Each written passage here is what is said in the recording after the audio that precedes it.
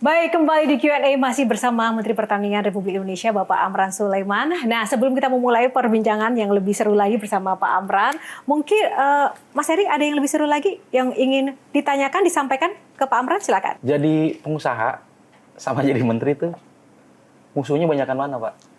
Jadi menteri. Jadi menteri. Itu cara ini bernegosiasinya atau Enggak usah negosiasi, ikhlas saja. Aku bekerja karena Allah, untuk umat, untuk bangsaku yang saya cintai. Pernah diancam, Pak? Ya pastilah. Diancam apa, Pak? Aku pernah mau dikriminalisasi. Mau dimasukin Ya. bui? Ya, 4 tahun diperiksa di sini, nggak ketemu masalah. Dan aku beritahu, kalau aku dipanggil, aku mundur. Dan aku umumkan siapa yang buat masalah pada saat itu. Jadi, tidak semua orang senang. Kita maklumi juga. Menurut Bapak, apa yang membuat orang-orang tuh nggak suka dengan Bapak? Satu, kalau swasembada, impor terhenti, mata pencariannya terhenti kan? Mata pencaharian Yang importir. mafianya. Oke. Sederhana kan? Ada pernah mengalami iming-iming tertentu nggak, Pak? Oh sering. Sering. Paling besar Sering. berapa, Pak? Pernah dulu yang disaksikan salah satu teman dan diumumkan di rapat di sini, Rapim, itu 500 miliar. Yang saksi langsung, masih ada ajudan saya itu, 125 miliar. Agar supaya apa orang yang ingin memberikan itu? Dia yang satunya sudah bekerja. Bapak terlalu baik. Saya untung besar. Aku mau kasih saran. Enggak. Itu rezekimu. Enggak boleh. Tanda terima kasih. Iya, begitu enggak ya? boleh. Nah itu yang ngasih apa nggak tahu kalau Bapak udah punya pesawat ya? Waktu itu belum. Oh belum waktu itu. disuruh beli pakai duit itu? Oh gitu. Pak Menteri Pertanian itu suka bersahabat dengan Polri TNI gitu ya, Iya. termasuk di periode pertama gitu. Itu apa sih Pak yang ingin dipastikan? Mestinya Bapak tambah. Kenapa sih Menteri Pertanian lebih senang bersahabat petani? Lebih banyak waktu di petani daripada TNI Polri. Iya kan? TNI Polri adalah penegak hukum, melindungi masyarakat. TNI Polri bersatu dengan rakyat, Indonesia kuat. Dan tidak ada bisa negara secanggih apapun senjatanya, teknologi senjatanya, dan seterusnya. Kalau rakyat bersatu TNI Polri, itu tidak bisa dikalahkan. Nah, Pak, saya punya 2 pertanyaan singkat Ya. nih. Tapi yang pertama dulu, Pak.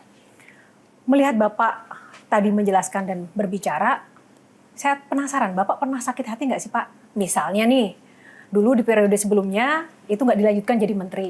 Nah, itu perasaannya gimana? Pernah sakit hati nggak, Pak? Itu pertanyaan pertama dulu. Ya, sakit hati dimanapun, jangan dibawa, jangan terlarut. Tapi pernah. Karena Anda jadi korban. Tapi waktu itu, Bapak sakit hati nggak, Pak? Ya, itu rahasia. Saya sakit hati yang paling tinggi adalah di saat aku susah, dihina, ditolak orang yang saya cintai. Siapakah, Pak? Rahasia. Oh, masa lalu yang Iya, tidak tapi mengenakan aku itu, Pak. beritahu dalam hati kecilku, nanti 15 tahun aku berubah. Bapak seperti dendam sekali, belum move on ya, Pak ya? Biarlah waktu menjawab. Dan kamu menyesal pada saat itu nanti. Wah, Oh, Tapi nggak boleh dendam. nggak boleh nggak Pak. boleh dendam. Oke. Kenapa? Kalau ada yang menyakiti, itu adalah guru terbaik kita. Membuat kita kuat. Dan dia yang menyakiti saya adalah bagian dari hidupku. Makanya jangan rawat dendam. Barusan yang Bapak sampaikan, Bapak terlihat sangat tegas, tanpa beban ketika berbicara, mengambil kebijakan, menantang para koruptor, mafia. Seolah-olah Bapak itu tidak punya beban dosa ataupun kasus-kasus yang kadang itu membuat para pejabat itu tidak berani dan tidak tegas seperti itu. Nah, apakah memang Bapak memang benar-benar tidak memiliki masalah yang menjadi beban atau yang menyandra Bapak sehingga Bapak nothing tulus begitu saja menjalani semua dan seberani ini, Pak? Jadi gini, kita berangkat dari keikhlasan. Yang kedua, jangan mimpi tangan kotor membersihkan lantai kotor. Atau sapu kotor membersihkan lantai kotor. Harus sapu bersih. Karena anak-anak ini tidak akan patuh kalau bapaknya tidak bisa teladan.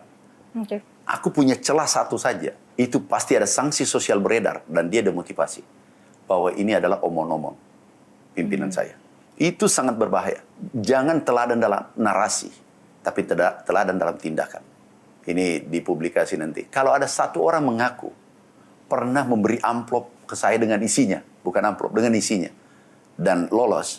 Hari ini juga saya berhenti tinggalkan jabatan di sini. Ya, teman-teman, waktunya sangat terbatas dan sudah habis, tapi masih ada kesempatan untuk panelis memberikan closing statement singkatnya mungkin kita mulai dari Bang Kudori terlebih dahulu. Pak Menteri, tugas Bapak di pemerintahan sekarang nggak mudah ya. Beban untuk mencapai swasembada pangan tidak mudah. Saya kira di pundak beliau ini beban 280 masyarakat ditumpukan, terutama dari petani. Kita berharap Pak Menteri tetap teguh, Pak Menteri tetap tegas dengan seperti yang sudah berjalan. Mudah-mudahan tidak terlalu lama swasembada dan tugas-tugas yang dibebankan ke Pak Menteri tercapai. Bang Yesat. Kemarin Bapak sudah membuat gebrakan minyak kita. Kemudian banyak juga gebrakan-gebrakan lain. Termasuk Pak Prabowo pun sudah merasakan gebrakan Bapak. Semoga swasembadanya berhasil, Pak. Amin. Dan bila swasembada di satu produk sukses, mohon juga di produk-produk yang lain juga diswasembadakan. Tapi yang paling penting, saya setuju tadi apa yang disampaikan Heri, buatlah generasi muda kita percaya diri dan mau menjadi petani. Kalau Heri, Kalau saya sih berharap menteri-menteri lain tuh seperti tegasnya kayak Bapak, beraninya kayak Bapak gitu, yang berani, kayak tadi berani melawan apapun gitu. Pokoknya yang saya mau tuh Indonesia, kalau menterinya kayak Bapak semuanya mungkin Indonesia akan baik-baik aja, Pak. terakhir silakan Pak closing statement menanggapi panelis dan juga mungkin pesan untuk anak-anak muda di luar sana, Pak. Yang pertama, kita kolaborasi membangun ini Republik. Kita harus mencintai generasi milenial. Kita harus menjaga mereka. Kita harus meletakkan fondasi yang kuat dari sekarang. Khusus untuk generasi milenial, Anda harus berani berproses, persisten.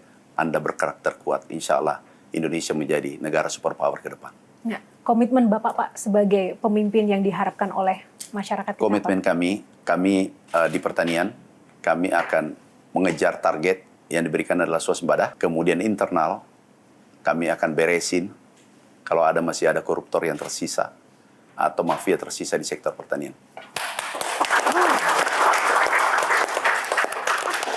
Pak, sekali lagi terima kasih waktunya. Sama-sama. Sungguh kesempatan yang luar biasa, banyak inspirasi, dan kami doakan Bapak selalu sukses, semangat terus, dan semoga terwujud apa yang menjadi cita-cita, kebijakan, dan juga hal-hal tujuan yang positif bagi masyarakat, khususnya para petani. Baru mendapatkan informasi. Download Metro TV Extend sekarang.